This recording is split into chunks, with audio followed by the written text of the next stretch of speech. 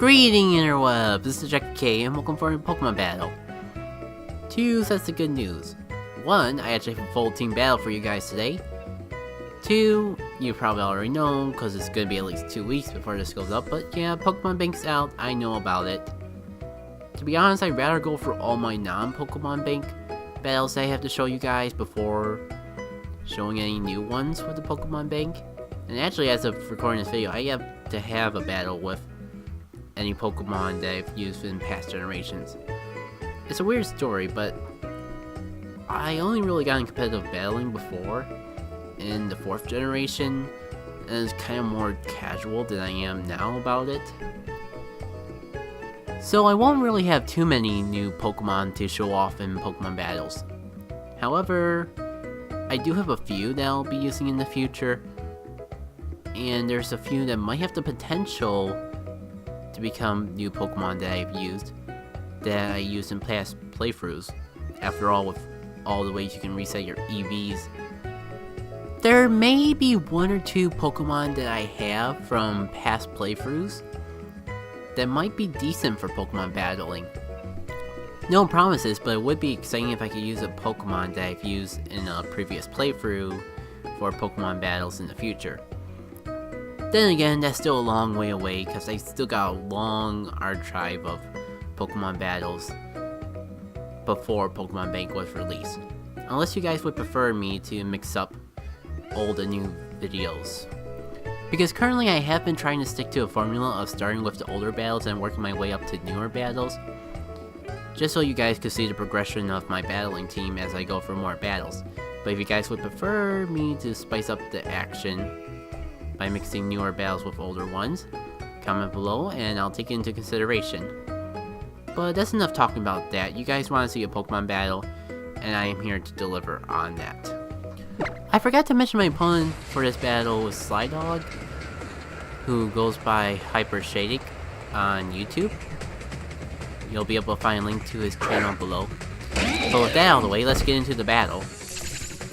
My opponent's gonna lead off with Genesect, but I'm gonna lead off with my Ambassador Swimmer's Bee. Now, there's multiple reasons to name that.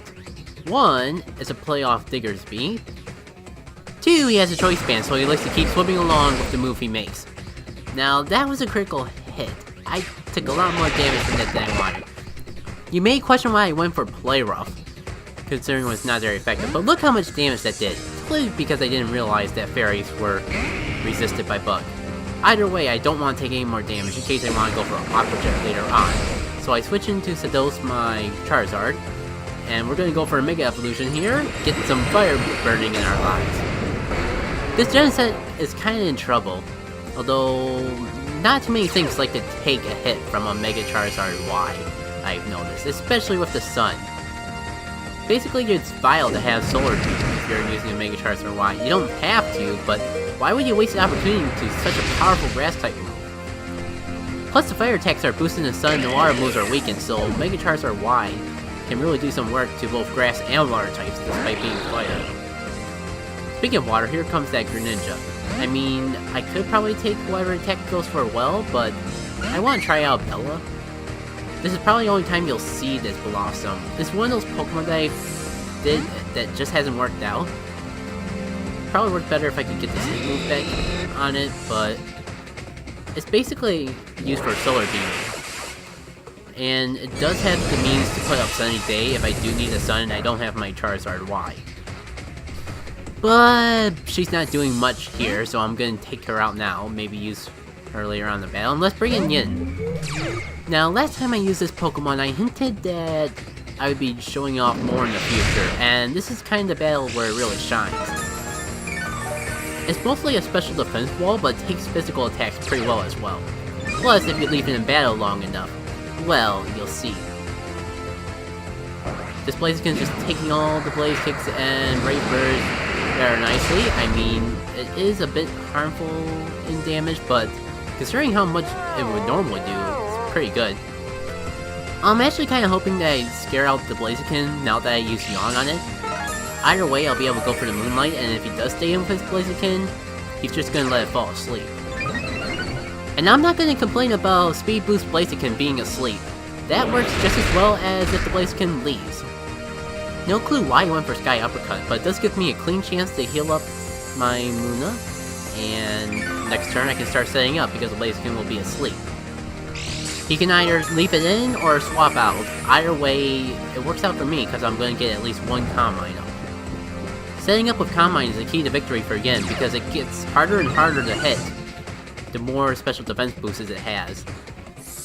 And the final move on Yin works to my advantage. Doesn't matter if you're Psychic type. Doesn't matter if you're Steel type. If I get enough Calm Minds, Yin is gonna mess you up. This Viking is the perfect volunteer. I mean, it's not the most powerful legendaries, but it's still fairly powerful. And look how little his attacks are doing to me. It did a critical hit before, and you saw how much that did. And my defenses are not going to be going down anytime soon. Here comes Fusion Flare, pretty much his most powerful move. And I tank it like a boss. And the Calm Minds keep continuing. Combined with Leftovers and Moonlight, this guy's the perfect wall. And on top of that, with all those Calm Minds I'm getting, here comes that Store Power. I mean, it lowered his stats once, but that still did a devastating amount for an attack that would normally be resisted. Yin does have his counters, but if you underestimate it and you don't have the right Pokemon, it can sweep you, and if you let it, it will sweep you. It's a wall and a late game sweeper all in one, and I would have never realized that this Pokemon would have been able to do that before I started using it in battle. I mean, sure, let's go for the Moonlight. Might as well make sure that I'm at best of health as possible for the other Pokemon that are coming up. It does not even care if you resist the Store Power will still hurt you badly. Like I said, it's not perfect. You bring in a Dark type and Yin can do nothing. I am working on ways to improve that, but for this battle, I do question why my opponent doesn't bring in the Greninja right after this. He saw what Yin can do, he's seen all my moves. He knows Yin can do nothing to his Dark type, and yet he insists on bringing in the Slydog. He thinks he can resist it? He thinks he can do anything to this? This is frickin' Yin, man! Yin takes you out in one shot! Doesn't care if you're a pseudo-legendary. Doesn't care if you're a legendary. Doesn't care if you're OU and still legendary. Yin will take you out one shot. He doesn't even care that you resist the attack. Speaking of which, didn't I just say that Yin does not care if you're a legendary? You may go faster, but you're still going for the frickin' special move, man.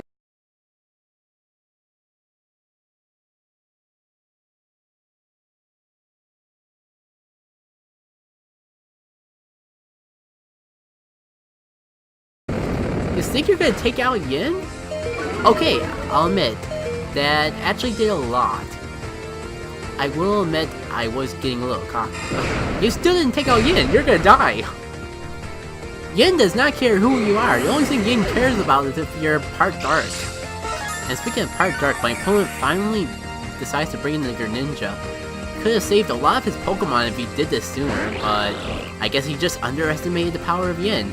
He did almost take me out. It's gonna be fast for me and probably take me... Oh, it doesn't even take me out! This is the perfect opportunity to get Yin back to full health.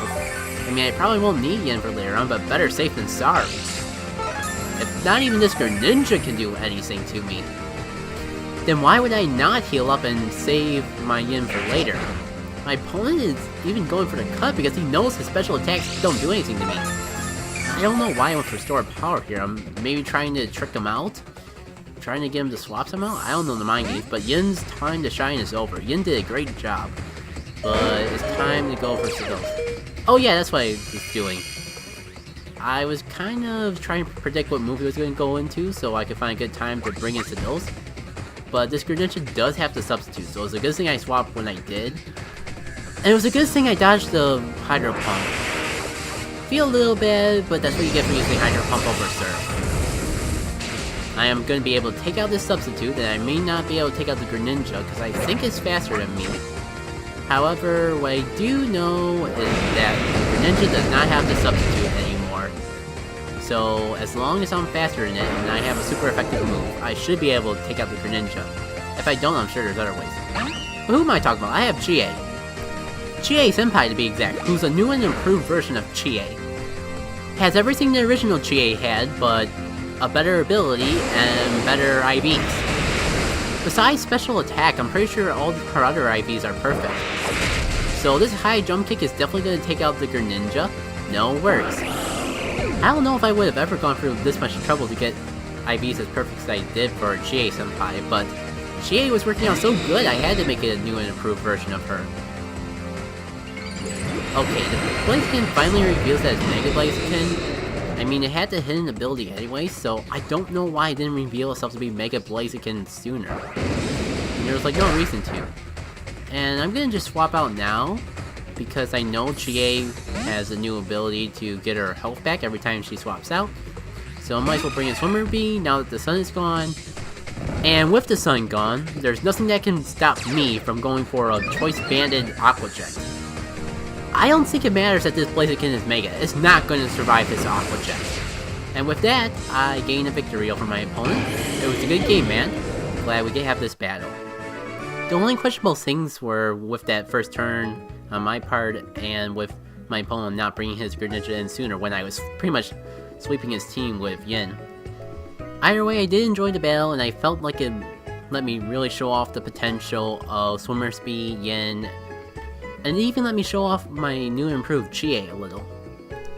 So if you enjoyed this battle, be sure to leave a like. You can check out the annotation on screen to see more Pokemon battles I've done, and feel free to comment below. If you're looking for something to comment about, you could tell me about the question I asked earlier on in the video, where I was wondering if it really would be worth it to mix the older battles with the newer battles, or continue going from the older battles that I have to share to the newest battles I have to share. Once more, I do have 2 Let's Plays going on, or just commentary playthroughs, however you want to call them. First one of Pokemon Coliseum, and my first playthrough of Sly Cooper and Amphibious Raccoonus. If either of those interest to you, I recommend that you check out my channel and look them up. So this has been Jackie K, and I'll see y'all later. He's seen all my moves, and yet he's bringing his Latias. He thinks that Latias can resist Yin? He thinks that Latias can do anything? And if that's not that's a Latios. That's a Latios, isn't it? I didn't even look at his gender.